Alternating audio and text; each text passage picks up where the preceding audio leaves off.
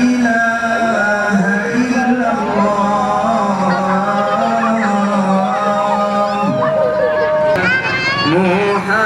محمد صلى الله عليه صلاة التراويح رحمكم الله لا إله إلا الله وحده لا شريك له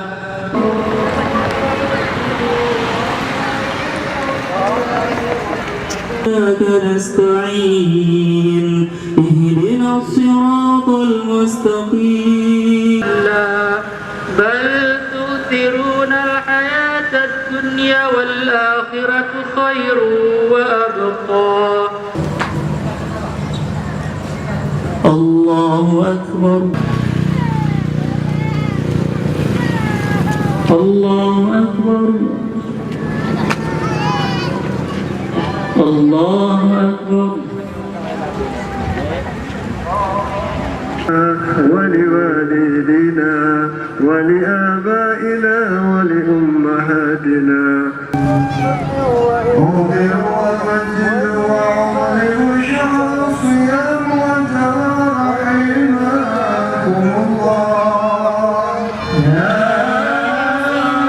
إله إلا الله وحده لا شريك له والله أكبر ولله بسم الله الرحمن الرحيم قل أعوذ برب الناس مالك الناس إله الناس لا إله إلا الله لا إله إلا الله لا إله إلا الله لا إله إلا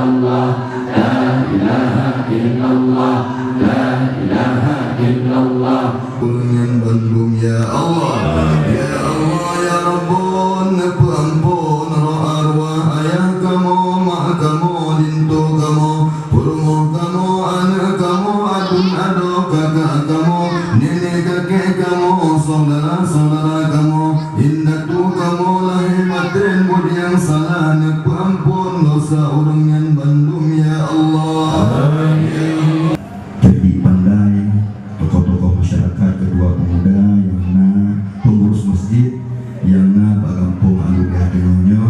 Terima kasih atas segala sambutan yang kami kita nyoba Bandung yang masih Aceh sehingga pada malam yang sangat mulianya kita dapat laksanakan ibadah bagampung aludah dengannya dan terkhusus pada masjidnya. Ini rasa terima kasih kita Bandung pada umumnya yang kami disediakan fasilitas sehingga keikhlasan kurungnya dalam diri fasilitas pada ibadah merupakan jalan menuju takwa kepada Allah Subhanahu wa taala. Menasibkan Wina yang pada lah bergelang ya. Yang kayu. Yang kami, kami. Yang kami. Nama lagi pula aku.